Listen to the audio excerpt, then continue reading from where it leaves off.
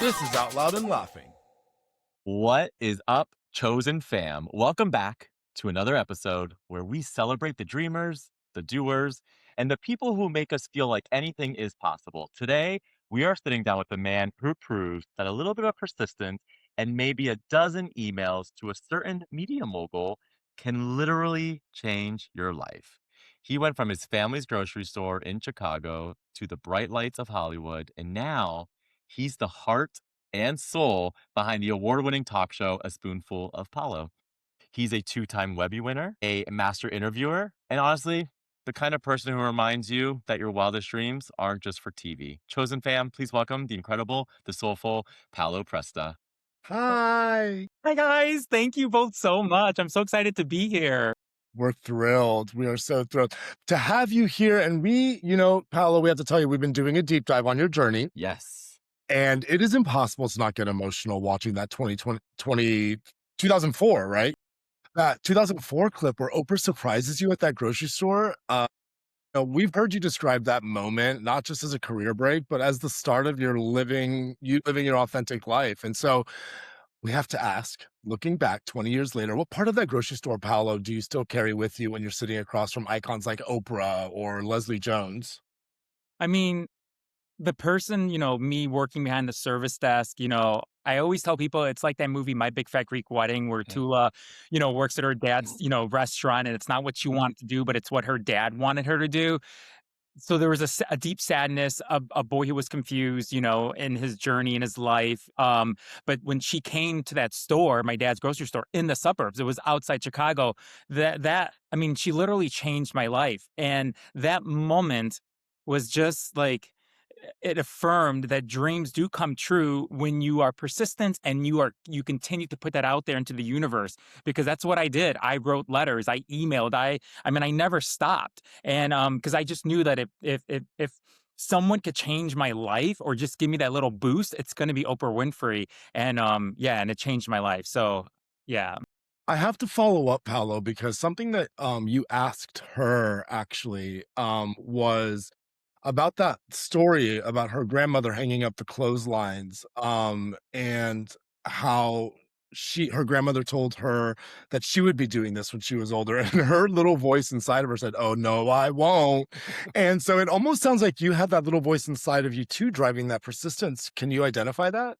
Yeah, that's a really good question. I think that's why I was so invested in asking Oprah that question, is because when I think of the younger Paolo going to work with my dad, waking up at 5 a.m, going to these grocery stores, my dad that was his dream, was to have all 7 kids be a part of that store and to be there because he just wanted us to make, good money and wake up early, go to work and be good kids.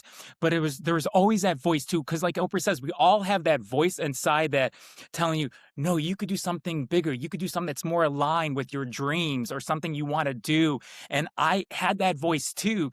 It was the younger Paolo saying, this is not what you're supposed to be doing. There's bigger things for you. Just don't give up on yourself. Keep putting it out into the universe. So that's why every time I wrote an email or I sent a letter, it's because that person in me kept saying, don't give up. I mean, there were times where my siblings would come in my room and they would say, what are you doing? We got to eat. And I would be like, I'm writing a letter to Oprah.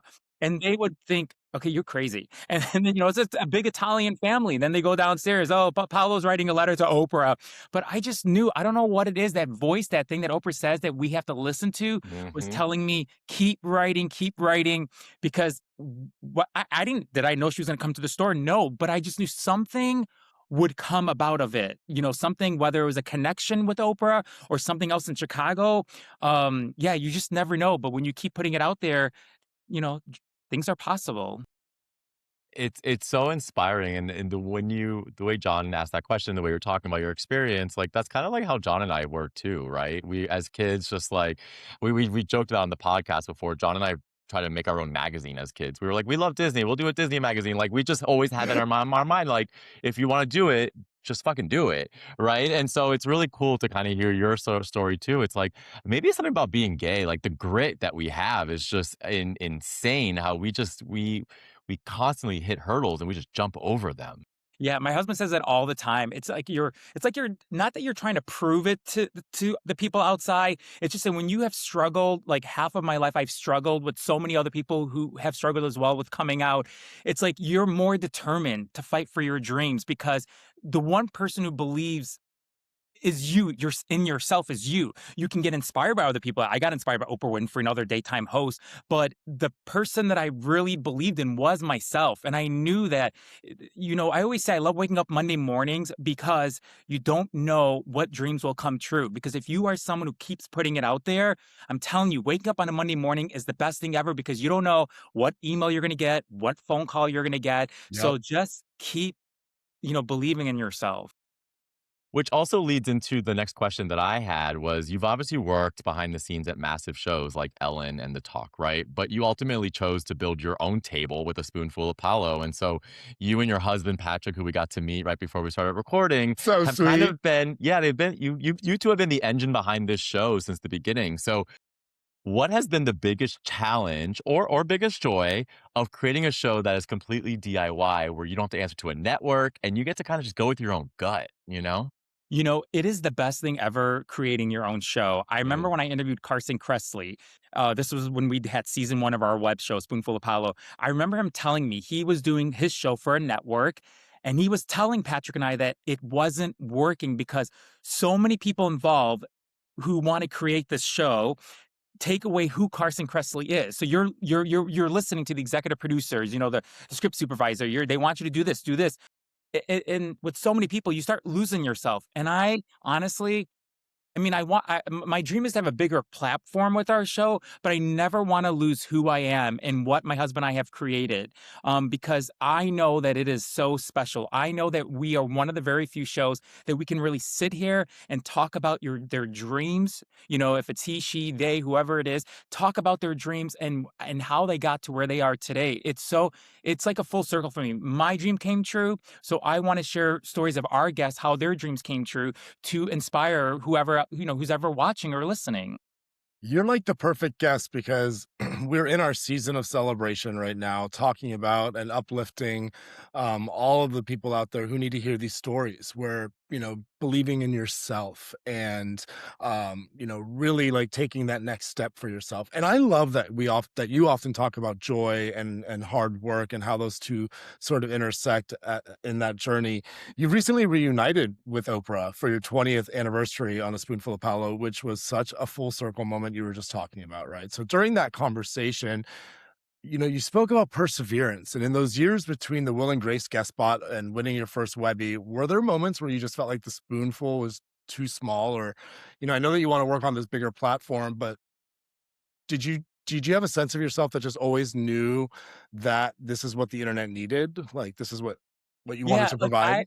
I do believe that we were one of the first like YouTube shows. Like there was, Michael Buckley, who I interviewed, like he was doing YouTube stuff. Like I learned Tyler Oakley, like I learned from them. I'm like, ooh, YouTube, like they're doing these YouTube videos. And, at that time, 2011, 2010, it was a real big thing. So I'm so grateful that we started our show at a time where there wasn't any other web shows. Now, like you have all the daytime shows, the late night shows, and they all put YouTube clips out there. So it's a big competitive thing, but I know that our web show that we started back in 2011, I know that it has so much heart, love, inspiration in it because I read people's comments, I read people's emails that send it to me and it's, our episodes have taken a little turn with talking about grief when I know that it is okay to talk about grief since losing my mom 4 years ago. It's like I just want to be different, but I know what we have is so special because we started it at a time where there was no other web shows and we're still doing it. 15 years later, we're still doing our web show. And, I feel like we get better and better each day, each episode. And it just, to me, it's just pure love, pure kindness that you're putting into the universe, especially at a time with what we're dealing, I don't know, this last decade, the last year, Don't couple age years. us. Yeah. Okay. No, no, you both look good. Whatever. We all do. You can't talk about this story without like really connecting this almost kismet like connection with Oprah. I mean, for God's sakes, I mean, you had this dream as a child. You wrote all these letters. She shows up in your grocery store. She's on your 20th anniversary episode. All of these things, like, but we can't talk about this without like this connection that like I see because she was like this icon of an interviewer using a lot of heart and curiosity and coming forward with a lot of compassion and empathy, and I almost see that in you, like, it's so uncanny. I really am just so jazzed by it. Like before Oprah made my wildest dream come true, I had seen her, stopped her at this gym here in Chicago like 2 months prior. And I saw her and I stopped her and I said, Miss Winfrey, call me Oprah, she said. And I said, I just want you to know that I thank you because you taught me about self-acceptance, about, it's okay to come out because in school, no one told me that. My family, I have a great, amazing family, but no one taught me that, but she did through the television. So it was my moment for a couple minutes to thank her and let her know you've changed my life. A month later, I went to the Oprah Winfrey show. They taped in Chicago, and I told my ex boyfriend at the time, one day I'm going to come through those wood doors that all the celebrities would come, George Clooney, Julia Roberts, they would all come through that door. And then, like literally a month, because the guest on that show was Jennifer Lopez and Richard Gere promoting Shall We Dance. Then a month later, she comes to my dad's grocery store. So I feel like honestly, there's always been this deep connection with Oprah, and she's been a part of my life. She's guided me. She's just like for me, like a guardian angel, and she's always taking such good care of me. And she supported our web show. I mean, she's been on our show twice. Wow. I think we're the only show that she's been on a web show twice. So I don't take that for granted. So that's why I just love putting out positivity, kindness, good, being your authentic self. All of those messages, put it out there because it just will change your life and you will get to where you need to be if you can be your authentic self. That's exactly how we preach. It's if authenticity is what's going to drive this for our community and to raise our voice. But I have to ask because John and I have been doing this podcast for a little over a year now, and you've been doing your show for so long and on your own. It's not easy, and it takes a lot of work. So, have you ever wanted to quit? Yeah. You know how many times after, like, when I'm booking celebrities, because that is my job besides being the host is booking the guests on our show. Yes. And my husband could never, he doesn't like email, he can't email people. He doesn't want to deal with it. He gets anxiety. I don't even tell him he gets hives. Like he just can. Patrick is an amazing editor, producer. We Oh. record 4 cameras, all the lights, the sound. He could do that all. Uh But huh. to email, he can't. And, there's been many times I want to quit when things don't go your way because you always have this, you're in your lane, you're like, oh, this is going to be perfect. It doesn't go perfect, but those moments make us stronger. Patrick and I always say, if there were only like a behind the scenes recording this, like traveling with all our equipment, things get lost. 10 minutes before the interview, the celebrity comes to the hotel, the suite, something doesn't work, and we're like freaking out, and like I'm breaking out with acne. But it's like those moments really, because nothing goes perfect, nothing goes smoothly. But I always have to tell myself that we're in those moments and it's challenging. There's a reason why, and we get stronger. And we know that if we can get through this, we'll get through whatever comes in our way. So it's just nothing will go smoothly. That's it. You just have to go with it. You have to ride it. I I think love that. that's. I mean, you're literally preaching to the choir, which we love because we're all kind of in the same boat. Switching gears a little bit though, let's talk a little personal. So, where are you living now? Like, what is your day to day outside of your show? You Give us a know, little look into that. We live in Chicago. We lived in LA. That's where I met my husband in LA. We were in LA for about 17, 18 years. And then we made the decision. Well, my husband convinced me that we should move back to Chicago because I was missing my family a lot. I was missing, my mom a lot. And it was beautiful. Like we moved back to Chicago. I got, 4 extra years with my mom before she had passed away. So I'm just so grateful to Patrick for convincing me that this is the time to move back to Chicago. And so we're here. We love the city. We're city boys. We would only have to be in the city because you see people like you. There's a special Mm, community in the city where, people get you and you get them. And we're close to we're close to Lakeview, Boys Town, and we hop on the train. So we just love this life. We love going to New York. That's where we tape our show. Most of the time is in New York, sometimes in LA. But there's something special about being in the city and seeing people and like just who are lit up up and fun. So yeah, but we really do love being here. It's been about 8 years now in Chicago. Wow. I live right outside of New York City, so A, we're going to Oh, see each other when you come. okay, okay. But I agree with you, like, the energy of the city, just gives me something. I live in the burbs right now, but if I go into the city every day, and it's just I come home with just this energy. Staying in the city probably really helps with your creative juices and Oh getting yeah. everything going. Yeah, people underestimate the energy. I've talked even about it with even with my therapist, like, there was always something about me driving to the burbs where the anxiety would come in me, like, it was just there's an anxiety, and, but it's like, I know the reasons why, I know growing up in the suburbs and the people who were mean and getting bullied, so there's reasons, but, yeah, just being in the city, I just feel like at home, I feel like I can breathe, like, Yes. easy.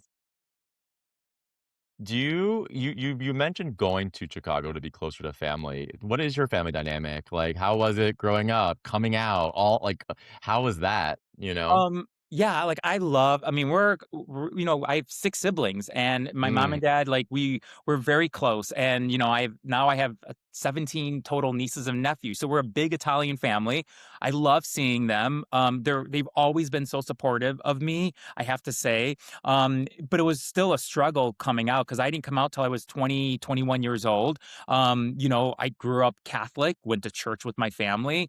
But there was a deep struggle because of acceptance with friends, relatives, mm, who still don't accept me for being gay. They love Paolo, but they just can't approve the marriage or approve of my relationship. So it was hard. It makes me sad when I think about it. I think of the young Paolo who had so many struggles in school. I was in special ed because in the beginning I didn't speak English, so they put my brother and I in these classes. So there were a lot of struggles, but I am just so happy that like, sitting here talking to you guys, like, I just feel like when you get to be 100% your authentic self, it's like you feel so free. You feel so light. You feel like that you could just be anything. And if I wasn't who I am right now, being my authentic self, there would be no A Spoonful of Apollo. There would be no web show. So, there were struggles, but so glad that I was able to come out of it and be proud of who I am. We talk a lot about surviving versus thriving. And I think, to your point, thriving is the authentic self. And people often find thriving to be um, less that and more in the survival mode, which we know as the working hard, trying to impress others, living outside of our means, all of those things. It sounds like you had really good support, though. It sounds like you came from a great family, and I know that we all sort of our stories sound very similar. I know that Brian's and mine family all had sort of their moment with our news, and they needed to sort of accept it. We never talk about that in the coming out journey of Mm. it's a coming out for everyone, and not that we need to uh give that much grace to people who just for to love us unconditionally. I don't think that that's what I'm trying to say. I'm just trying to say that the support is so important, and regardless of whether if it comes day one or 2, 3, 4 years down the line, it's so important to have our families behind our back. I feel honestly, it could have been really hard if I didn't have my siblings or I can get emotional. Here's the place. Yeah, like, if I didn't have my parents, especially my mom, I don't know where I would be in my life mhm, because when you don't have these people who you love so much, who you look up to. I look up to my parents. I look up to my father my parents came from Italy. My mom was, 15 years old. My dad came here. He had dreams of opening a store and he did that. So there's so many things that I look up to my parents. But if I didn't have their support or their blessing, even my siblings, I would be a different person. So it's like you just have to find that core group, one person, your family, whoever it is in your family, and stay with them because it's life changing for you, you know. But a relative, when I called her birthday a couple years ago, I always remember I called her every year for her birthday. And it was a beautiful conversation. At the end, she said, Paolo, I can't love you because you sin. And my husband was next to me, and it literally, because of who I am and this person, I'm a person pleaser and all that, it broke my heart. I'm like, she's telling me she can't love me because I'm gay. mm. And I think about that because I see her all the times, but I think about that and it hurts because I think of the younger Paolo in me where he's crushed. But as I get older, I say, well, that's just how it is. You will go through life with people not accepting you, but that is their battle. That is their journey, you know? And because I know that I am special, I know that I am a good person. I know that I love myself and I love the people around me. So if I lose that one person, that is, their journey then. I want to pass over to John to have our lighter section, but I have one more question for you, Paolo, before we, because I think this story and this conversation is so interesting, and so many people who are younger than us, even though all three of us are thriving and we are not old at all, but those who are kind of waiting for their family to quote unquote get it, or they're waiting for their big break. What's that one piece of advice you'd give to for them to stay on course? Mm, Be patient with yourself. Like we live in a society right now with social media where we're looking at other people, we're looking at people who are, oh, they have it made, they have it good. Look at them on their vacation. Look at this beautiful photo. I just say be patient with yourself, be kind to yourself. When I see another friend who interviewed someone that I've been trying to interview, I'm happy for them because I know that I've been able to do things that that person couldn't do. So be kind, be gentle, be patient, and just know that if you see the vision yourself or this dream that you have for yourself, keep seeing that. Just be kind, be gentle, and don't worry about what you see on social media because that's all. Sometimes I say it's like made up. The filters, the editing, all that. Just be kind to yourself. Beautiful. it's really beautiful, and thank you for coming to us with no filter. You are absolutely pure sunlight, Paolo. Well, you guys too, Um, so thank you. Okay. oh, thank you. And like, listen, I could talk to you about you and Steven or you and your friendship with Oprah all Yeah. day, Yeah. but we do have a tradition here, and we like to get into the nitty gritty of what makes our guests tick. So Okay. it's time to enter the hot seat again. We call this or that, the Dreamers Edition. So don't think, just react. Are you ready? Yes, I'm ready. Go It's time for another round of this or that, the unhinged get to know you game. ahead. Okay. Are you more of a scripted lines or an unfiltered conversation kind of guy? Unfiltered conversation guy. Yeah, reading stuff does not, I cannot connect with. It has to come from my heart, my words, because that's where the connection happens. Even with our guests, with my husband, with anyone, it's just I have to speak from my heart. It's true. I love it. Deep dish or thin crust? Thin crust. I used to be deep dish, but as I get older, I'm like that cheese is just killing me. It's- Yes. so I'm like thin crust. I could do it all the time. Love thin crust. Giordano's thin crust. I'm very happy. Pizzeria Uno, very happy with. Yes, yes. I love Pizzeria Uno and Duo, and I love Chicago, and now you're making me want deep dish pizza. Are you a scruff or no scruff kind of guy?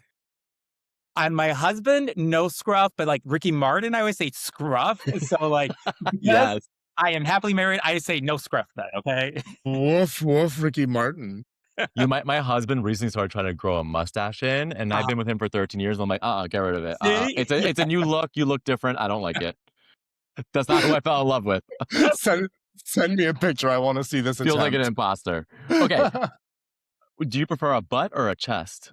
Ooh, but yeah, I'm a butt person. I've always been like, yeah. My husband has a beautiful butt. Thank God he's not here because he would kill me for saying this because he's so shy. But yeah, butt. Also after heated rivalry, like the Yes, butt is. right? 100%. No pun intended, but they're making a comeback. You know what I Yeah. mean? Like, Yes. are you a shower or a bath kind of guy? I'm a bath person. Patrick would say this too. The first thing I do when we get to a hotel, wherever we're going to interview the guest, what I do, I use the bath. It has to be a bath, and I always take a bubble bath. If there's no like bubble bath like in there, I use the shampoo or the body wash, and I just keep pumping it. Yeah, Yes. and I know Same. the maid gets mad at me because there's so, but I leave her a nice tip so she's happy or he's happy. But I definitely, yeah, bubble bath, give me a bath, and I am so happy. I want to relax. Uh, you were talking to two Cuban boys who grew up with no bubble bath, so we used those shampoo all the time for our Right? bath. You All know, the time. experiment. Use that then. Yes. Yeah. Oh, yeah. Okay. Do you want a high-end gala or a cozy night in with Patrick and Winnie? As I get, I would say cozy night. Mhm. Like I just would stay home, put me on the couch, with him alone, watch whatever shows we have to watch, and I would just I'm so happy. Like tonight we have to go. I'm going to a fundraiser tonight, a gala thing, and we're raising money for cancer. Beautiful, but the thing I'm thinking is, when can I go home? I'll be thinking Yes. throughout the like, when can I go home and just put my PJs on, lay on the couch, and watch TV? I can't get to that Saturday morning quick enough, right? Yeah. Would you prefer recording in front of a intimate studio or a live audience? Look, I could do both, but I would prefer a live audience because there's something, and I get what Oprah did in the 25 years of the Oprah Winfrey Show, is when you have a live audience, you're feeding their energy. And if they're into the conversation or if they're laughing or crying, whatever, you feed off that. And it makes the interview different. It just makes it different. So I would say a live audience. Yeah, I mean, this goes back to our city conversation of the Yeah. energy and kind of feeding Yes. off of it. 100%. Yes. Okay, this one's our sports question that we ask. Okay, God. so you're in a baseball team. Would you rather pitch or catch in the game? If you see what we did there. No, just catch. I feel safe. I feel good. It's going to be a hit.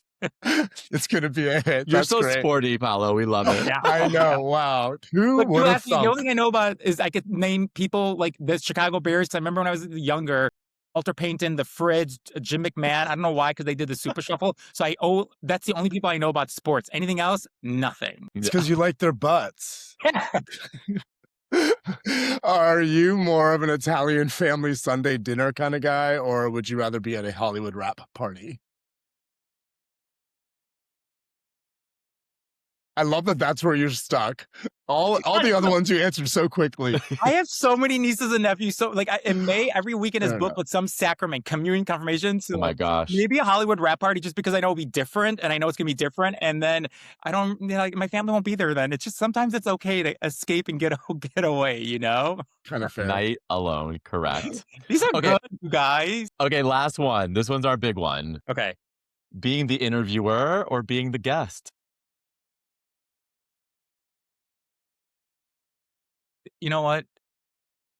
Oh God, that's good because like I like being the guest right now, but I think in my core and my heart is the interviewer because we just had these things like VHS tapes converted digital, like that my mom had. And I see myself, Patrick was just like nonstop, like watching like crazy. I see that young Paolo interviewing my dad, my mom, my siblings. So that was always been a part of me. I didn't know that it would take me to where I am today.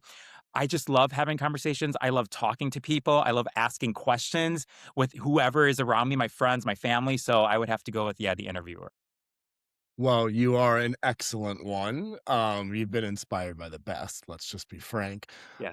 Paolo, thank you so much for being such a light and for sharing your heart with us today. You remind us that being authentic isn't just a buzzword, it's a superpower, and for all of us to listen to that little voice within. So, we're interested, where can our chosen family find you and watch the new season and keep up with everything you're working on? Oh, I appreciate it. You can go to at Paolo, Paolo Presta on Instagram. So it's at Paolo Presta. The website is a spoonful of Paolo.com. So a spoonful of Paolo.com is the website, or my Instagram at Paolo Presta. Thank you for listening, chosen fam. Stay loud, stay laughing, and never stop sending those emails to the universe. We'll chat soon. Bye, everyone. Bye. This was Out Loud and Laughing. We're available everywhere you get your podcasts: Spotify, Apple, YouTube, iHeart, or wherever.